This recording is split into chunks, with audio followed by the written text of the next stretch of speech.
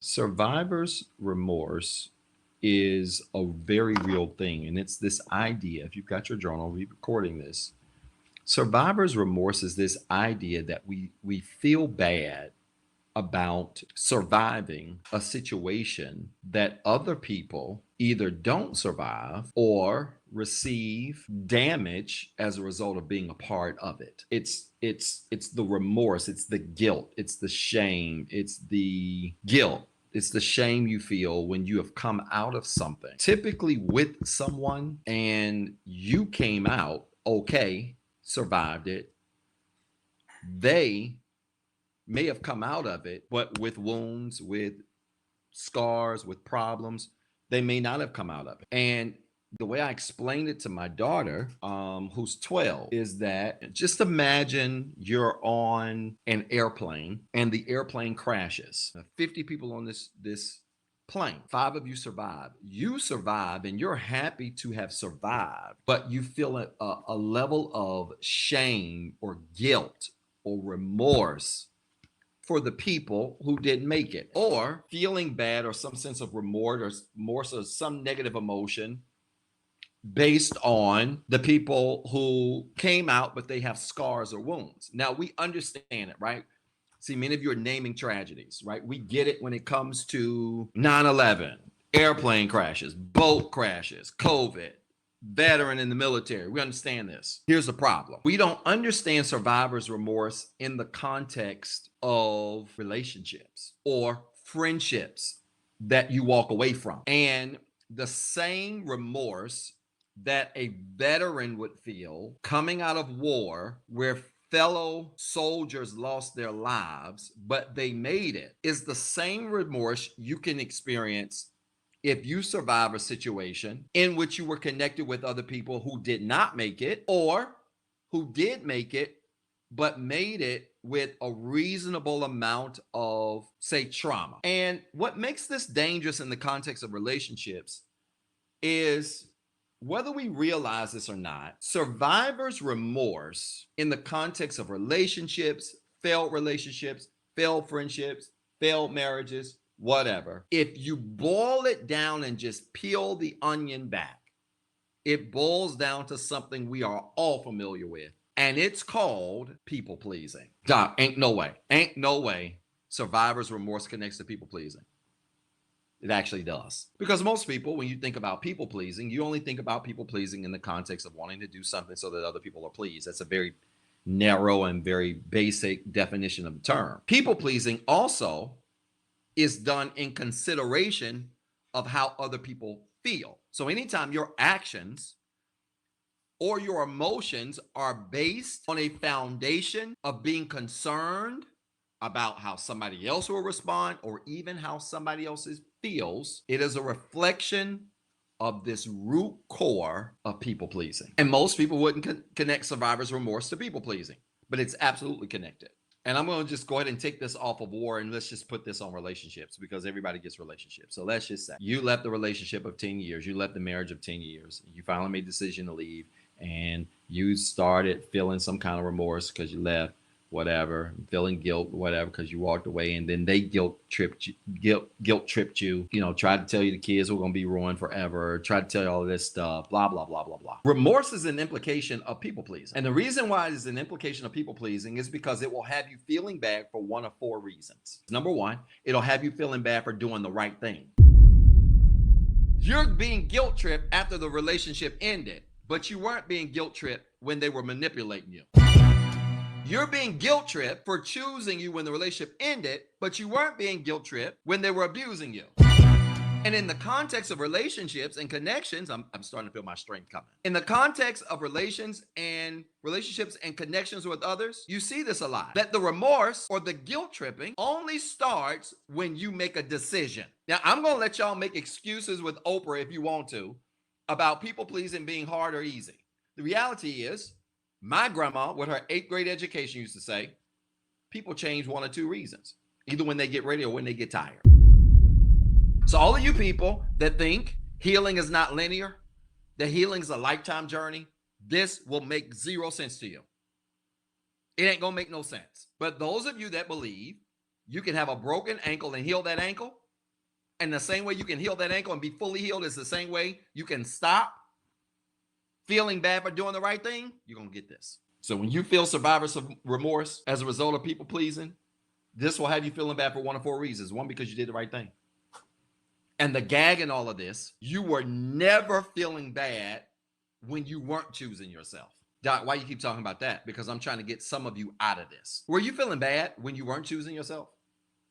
Were you feeling bad when you were getting ran over? Were you feeling bad when you were getting talked to any kind of way? Were you feeling bad when you were being disrespected? Were you feeling bad when you were being taken for granted? Survivor's remorse will absolutely have you in a corner, looking some kind of way when you actually did the right thing. That's the first thing survivor's remorse does as a result of making you feel bad. Here's the second thing that it does. Are y'all writing this down? Are y'all supporting the show? Hi, I'm Dr. Zeb. Listen, one of the things that I tell clients all around the world, and now nearly over 40 countries around the world, is that the universal language of humanity is healing. It doesn't matter what culture you come from, what language you speak, religious practice you participate in. Greater than all of those things is this one thing we all share in common, and that thing is pain. We all hurt the same, we all bleed the same, and because of that, we all need to heal the same. Because of this, the holiday season is where this is heightened even more, because it is during the holidays where you're reminded the most about the divorce or the separation, the job loss, the breakup, the financial challenges or health challenges you're experiencing. Maybe you start to grieve the loss of a loved one much more during this season and time of the year.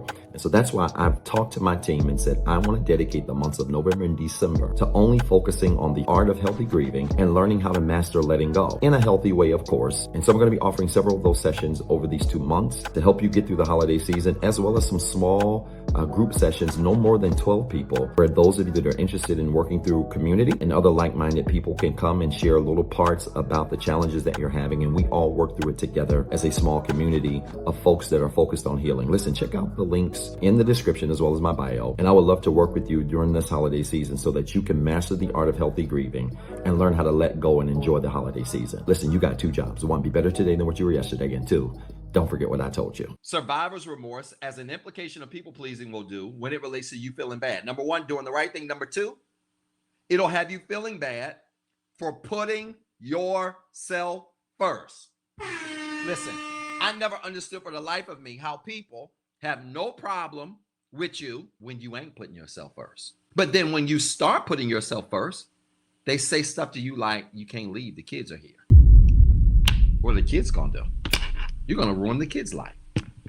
Now, I want to say this because it needs to be said. It ain't even in my notes. It's on my heart. And I'm going to say it. I'm pro-reconciliation. I'm in the pro-reconciliation business. My job is to try to help people reconcile if they come to me as couples and want to work it out. But let me tell you what I'm not.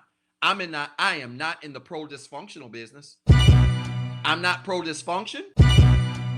I'm not pro-lying. I'm not pro-subjective. Very objective in my work. I put my mom out the choir. Why is that important? Because somebody sent me a clip last week, this very famous talk show, these 2 guys on here debating, and I heard some of the most ignorant advice I've ever heard in a long time, where a guy literally got on the show and said, yeah, you having problems with your husband and he ain't treating you right, he ain't whatever, stay. Is a sickness of the highest order. So the other guy was trying to clarify it. Said, I mean, you mean to tell me if you're being abused to stay? And then he later said, no, I'm not saying that. But, if you're having problems with that man ain't, you ain't treating you well or whatever, y'all having the bumps in the road, stay. Don't break up no family. One of the dumbest things I've heard in a long time. This is why I just don't think these popular shows are ready for me. Because I don't play favorites. I don't have a narrative that just supports dudes because I'm a dude. And I don't have a narrative that just supports women because I want to pander to women. Right is right, wrong is wrong, and I don't care who gets hit. And a lot of these people out here, these counselors, podcasters, whatever they are, care more about who getting hit instead of caring about the truth. And the reality is, if you're in a bad situation where you've been manipulated, abused, mistreated, you've been in a 10-year marriage that is loveless, that is abusive, that is manipulative, and people don't want to change and work and get the help they need to fix it, why should you feel bad about putting yourself first and leaving? And this is what we purport now here in this social media space. And it's disgusting. But notice that when you start feeling bad about putting yourself first, what most people fail to just pause and realize, wait a minute.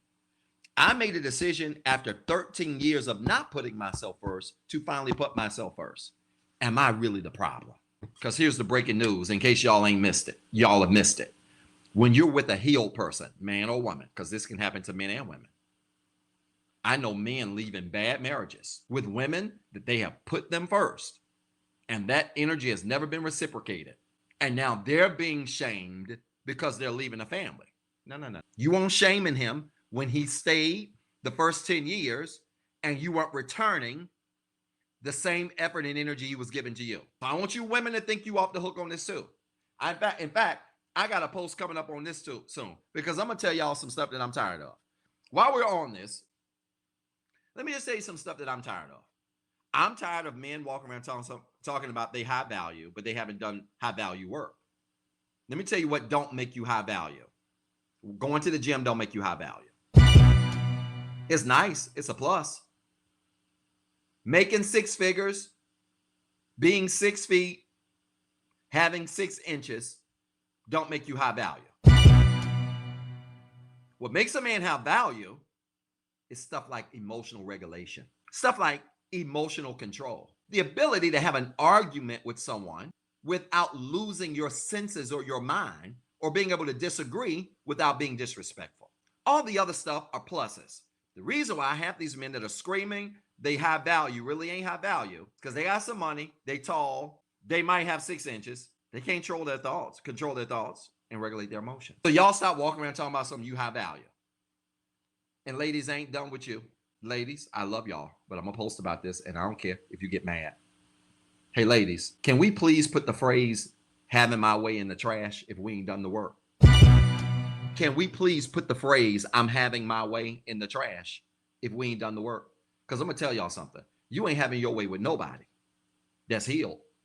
You might have your way with some of these folks and these dudes in the trash. You might be having your way with dudes who don't care nothing about substance. You might even be having your way at Burger King. But what you ain't doing is having your way with a healed man, and you can't control your emotions.